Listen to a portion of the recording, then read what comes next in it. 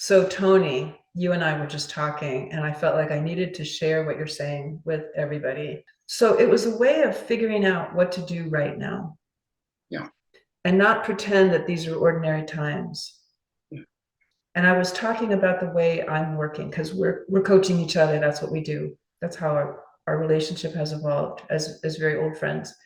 Um, and you said that right now was a time that people needed to do something different. And you started to talk about Demeter and Persephone.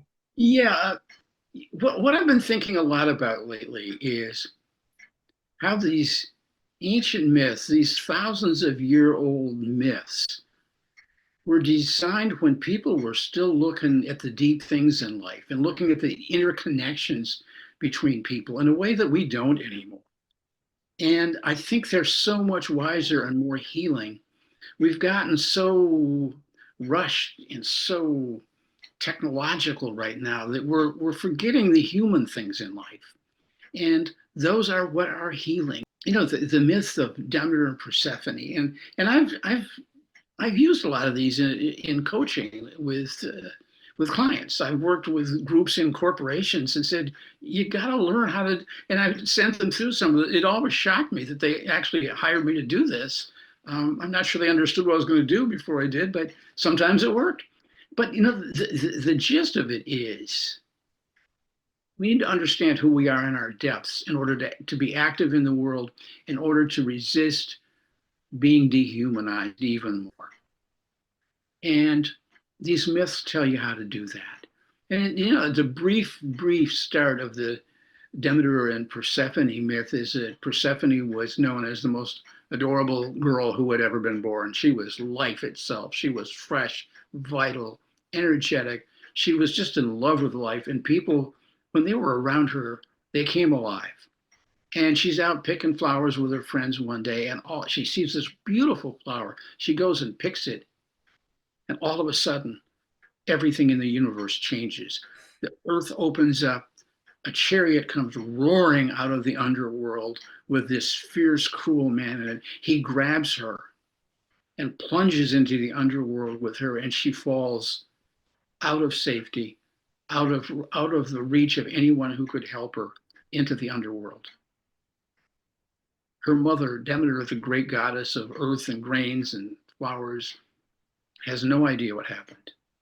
And she finally discovers where Persephone is, and she goes down there and says to her brother Hades and her brother Zeus, "You have abducted my daughter. You have destroyed a beautiful life. You're not getting away with it." So it's and the lesson I think they're trying to tell us is when things aren't going right, this doesn't mean that something's hideously wrong. It means that this part of nature's cycles is with us right now. Rather than hiding from it or shying away from it, we need to accept it and embrace it, not because we like it, not in a way that makes us subservient, but in a way that brings us alive. So, what happens is once it gets clear to Persephone that she's in the underworld to stay, although she and her mother finally negotiate, so she gets into the main part of the world, the upper world, for much of the year, but she has to go back each year for 4 months. She says, "Well, I'm here. I'm going to look around. Like, what's going on down here? What could I do down here that's exciting?" And all of a sudden, she says, "Here are these roots from all these plants. They need to be taken care of." So every winter, Persephone in the underworld takes care of the plants. She makes sure that they survive, and so spring is possible. And then she is allowed up. Her mother goes and says, "Oh my God, I'm feeling so good. My daughter's back," and she frees up Zephyrus, the west wind, with gentle breezes and warming temperatures, and plants spring to life again. I think that's a beautiful model for us right now. What you said that I appreciated when we were talking earlier, and what you said just now, is the impulse to turn toward the moment. What's going on right now, not turning away from it. And that you described it really beautifully. And I said, what would be the other alternative? And you said, well, staying on schedule, doing the expected thing. And he said, there's nothing wrong with that. But this is where the ancients drew their power. And you also referred to it again. This is something Persephone did. She turned toward, she said, okay, I'm in hell. My uncle is incesting me. That's what's going on here. I'm like his wife. My mother is up top. She doesn't know where I am. My other uncle has collaborated in this whole situation. I mean, this is patriarchy. This sounds exactly like what a lot of us know.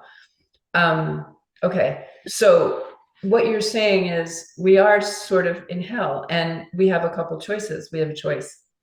But that you were, it was very nice to hear that about what I was doing, that I was taking the moment and looking and seeing where is the intersection between what I offer and what people need right now in my work and raising clarity. And Yes. that's what sort of just struck me upside the head. Do you want to I say hear anything that a more lot about when that? we coach. When we coach, I hear that a lot in you, and it's exciting to me. It stimulates me because you're willing to do the deep work to see how we can create. You love practical things. You love people getting on schedule and making agreements and keeping the agreements. That's really important to you. But it comes out of this deeper stuff. If Oh, we don't yeah. deal with that deeper stuff, we lose our humanity. There's no transformation also, and that's like Exactly. the juice for me. That's my obsession is whatever transformation people want. And in this episode of the Living Ideas podcast, I really want to focus on your brilliance and on what you're saying. You're writing a draft of a book, and this is going to be one of the chapters in the book. You are also a coach. You have an incredible following on Facebook, I think. Um, and I just wondered, like, do you want to offer any more guidance for how to tune into this moment and where to how do we dig in the depths? I mean, it can just feel like we're digging into shit. How do we turn and find that? Like do I what love, Persephone did. And even also really what Demeter did. Demeter yes. said, okay, she didn't turn away and say, well, that's not happening. I guess I just can't find my daughter. Oh well, she didn't do that. Demeter gets depressed. Demeter Mm. gets frightened. Demeter doesn't know what to do. And we are learning that if this great goddess is going to go through that, you know what? We may go through it too. It's a natural part of the cycle of life. But we can also get out of it. And the way we get out of it is we address the fear and we embrace it, but we don't go on a ride with it. We don't let it abduct Mm. us and take us into the underworld. We notice it and we notice ourselves as we do it, but we don't. So we can go, oh, I'm really frightened about what's going on now, and talk to other people. Are you? Yeah, we're frightened. But when you write it and write it and write it and won't shut up about it, all you're doing is taking yourself on a very dangerous journey. And so what I want to do is embrace my humanity. I want to embrace my own humanity. Where do you That's find your humanity? How does that work? well, I mean, we all play tricks with ourselves at this time. Then we can play some beautiful tricks. One of them is listen to music you love. It will bring forth the Mm. beauty in you and the spark in you, the part of you that is emotional, that's emotional in a creative way rather than in a way that just drowns you in fear. Mm. You, if you love cooking, you spend some time cooking. I love writing, so when I spend time writing, I feel like a real human being again. And you're not saying this just to sort of placate the fear and pat the part of the self and then go back to sleep. These are the sources of action. This is the source of the humanity that we need to find again, root ourselves in, and then flower from there. Exactly. And it seems to me Mm. that the real start of it is to go back to something that Lily Tomlin said many years ago. Life could be nice, but it won't. When, we need to And that's the way it is. Like it seems pretty intentional.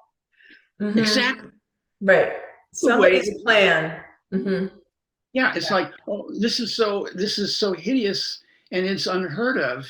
It's also, I mean, like, we're not the first people to have difficult times to deal with. Human beings have been Right. going through that for thousands and thousands and thousands of years. They figured out some ways of dealing with it. Our ancestors left us some treasure. Let's use it. Right. Why are we ignoring that? Right. From across cultures. Tony, Yeah. this is Oh, so perfect right now. And I'm going to let people know where to find you. And of course, me. All right. Thank you so much.